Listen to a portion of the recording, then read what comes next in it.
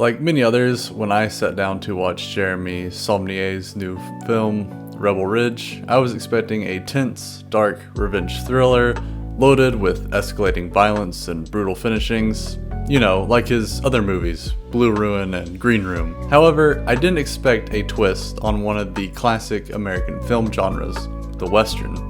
And I certainly didn't expect Rebel Ridge to explore one of the central elements of the Western in such a profound manner, that element being violence. On the surface, it might not seem like Rebel Ridge wants to enter the tradition of the Western genre, and there are reasons for that we're going to explore. However, unlike other entries that might aim to totally subvert the genre and preach at us with some message about its tainted legacy, Rebel Ridge respectfully plays with the Western's motifs, imagery, archetypes, and narratives to provide a pressing message for our current cultural moment. Arguably, Rebel Ridge is furthering the subgenre, the sort of stage of Western we currently experience called the neo-Western. So how does it do this? What does it mean for us and how we view violence? Well, let's explore that. Welcome to Analysis with Alex, your online media studies and literature classroom. Here, we aim to reclaim the greatness and power of the stories we tell each other. If you are tired of the manufactured nihilism and schlock pushed on us, please consider subscribing to join the community we are building here. Before we dive in, thank you so much for watching and listening. I will be spoiling Rebel Ridge throughout this entire video, so I recommend that if you haven't watched the movie yet, save this video, go watch the movie, and then come back. First, let's understand how Rebel Ridge situates itself as a neo-Western movie. First, let's see how it fits in the common motifs of the subgenre. Contemporary setting. Unlike traditional Westerns set in the 19th century, neo-Westerns typically take place in modern times, often in rural or small town settings in the American West or the Southwest. Rebel Ridge is certainly a contemporary story, taking place in what seems to be 2024 in a very rural area of Louisiana, which is a highly underutilized setting for neo-Westerns, other than like Hunt Showdown as a video game. Toying with Western themes in a modern context, neo-Westerns still explore classic Western themes like justice, individualism, and the conflict between civilization and wilderness. The themes of justice and the corruption of a judicial system are central to Rebel Ridge. Moral ambiguity. One of the biggest hallmarks between neo-Westerns and classic Westerns is that neo-Westerns often feature complex characters with ambiguous morality. Terry wants to do good, but we also see him willing to compromise other parts of what we might perceive as upstanding citizenship for the sake of justice. He also seems to understand more of the dark underbelly of society than we might previously assume at the beginning of the film. Critique of American idealism. Many neo-Westerns examine the darker side of American society, often focusing on economic struggles, crime, or the fading ways of traditional life in America. The erosion of an ideal justice system and a general distrust of American public institutions is a big part of Rebel Ridge's story. Visual style. Neo-Westerns still use visual cues from classic Westerns, such as wide landscape shots, dusty small towns, and cowboy imagery. These are throughout Rebel Ridge, which has its small, isolated Louisiana town and swampy landscapes. Terry is also routinely framed as a sort of frontiersman, standing in strong military stances, easily living and navigating the wilderness around him. And he might not ride into town on a horse, but he sort of looks like it on his bike, or when he gets something with some serious horsepower, which I think is a play on words we're supposed to catch from the film. Clash of old and new. A common theme in the conflict between traditional values or ways of life in modern society. A common theme is the conflict between traditional values or ways of life in modern society or technology. Rebel Ridge understands both the way old school corruption might have a more difficult time operating in its old ways, but it also understands that our, and by our, I mean common American citizens, interactions with our public institutions are changing as they assume corruption and we attempt to navigate around it unless faced with it head on. I think these points make it clear that Rebel Ridge fits into the neo-Western trend over the past 2 decades.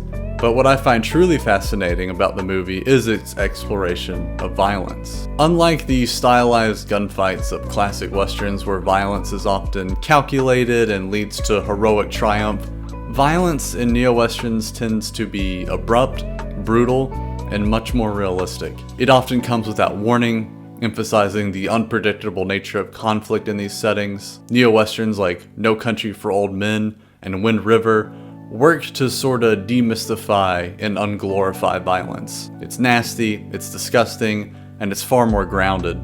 Even if we find that the violence feels justified, every character is sacrificing part of their humanity and well-being when engaging with violence. You know, sorta like real life. Rebel Ridge toys with the use of violence in an interesting way. For one, Saulnier seems to anticipate that the audience is waiting for his trademark insane violence to erupt at any moment, but it doesn't. Because of this, I argue that Saulnier seems to take the neo-western's exploration of violence further and not only deglorifies violence, but instead glorifies the use of non-violence to combat corruption. There are two ways Rebel Ridge accomplishes this. First, as we mentioned earlier, Terry is clearly a force to be reckoned with.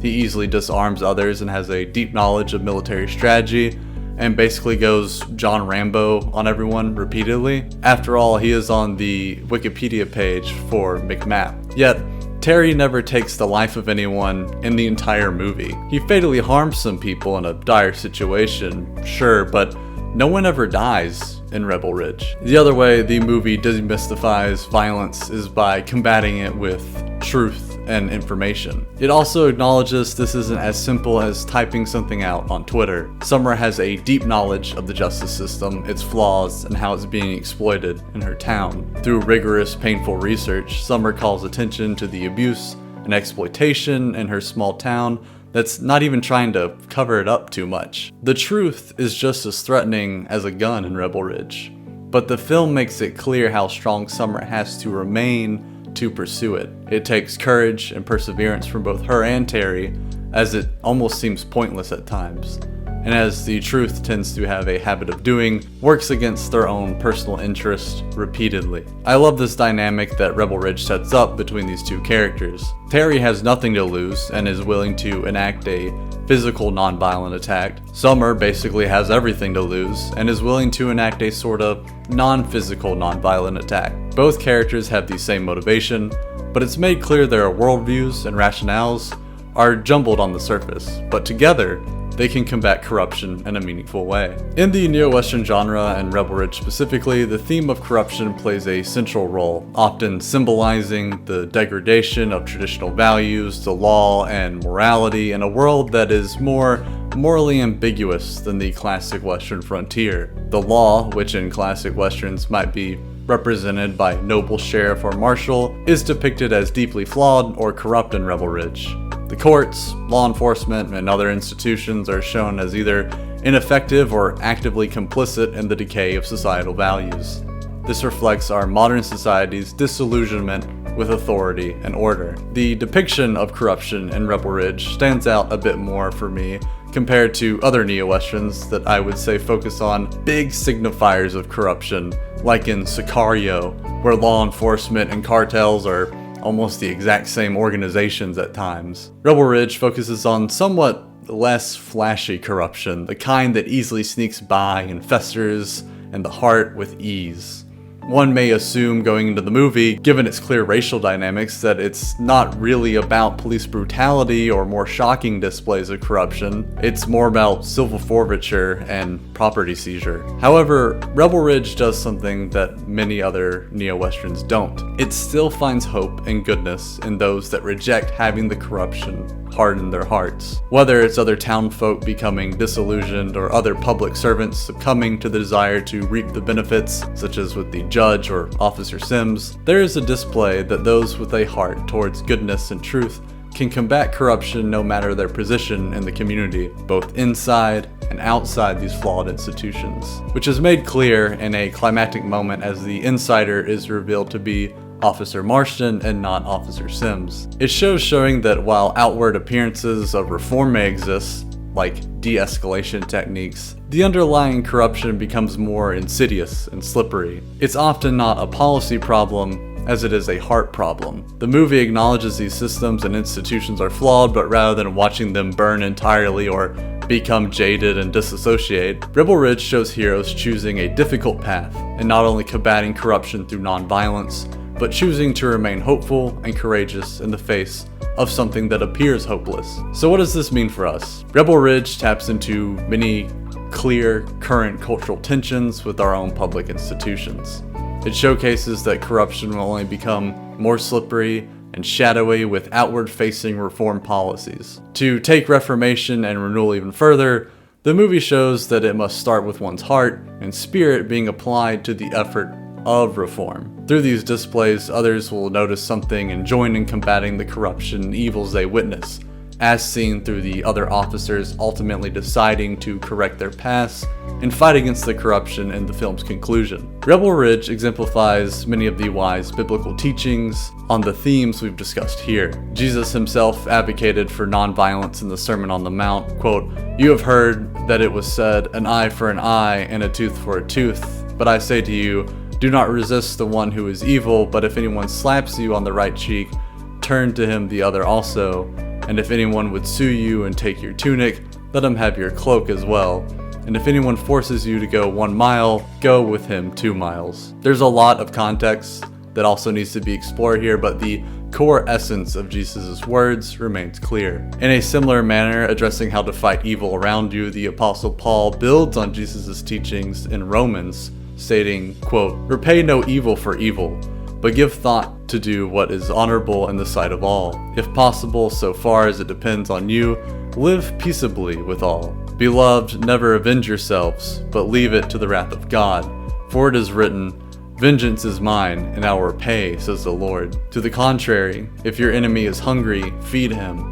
If he is thirsty, give him something to drink. For by doing so, you will heap burning coals on his head. Do not be overcome by evil, but overcome evil with good," end quote. It is even simply put in the wisdom books of the Old Testament, quote, "Do not envy a man of violence, and do not choose any of his ways, for the devious person is an abomination to the Lord, but the upright are in his confidence," end quote. Rebel Ridge is a great call to check our nihilism. It asks, why give in to despair? There's still goodness. The evils and corruption around us can be combated, but we can't fight it with another form of evil like Saulnier's other revenge thrillers also show us. It's simply a path to more evil and devastation. First, examine your heart and align it with goodness and truth, and true reform and renewal can take place. You can only truly fight evil with goodness. Thank you so much for watching this video. Did you pick up on any of this in Rebel Ridge? Did you see it as a Western or as something else? Did you get a totally different message from the movie? Please let me know in the comments below. I'd love to start a discussion around that with our community here. If you liked this video, please give it a like so others who might be interested in it can find it. If you didn't like it, you can let me know that too. Anything helps me out. Please think about checking out some of the other video essays I have on the channel. I also have a lot of long form book reviews on the channel, so if you like things like that, please check those out as well. More videos around the neo-Western genre are going to happen, so please subscribe so you don't miss out on any new ones. Again, thank you so much for watching, and I will see you all in our next exploration.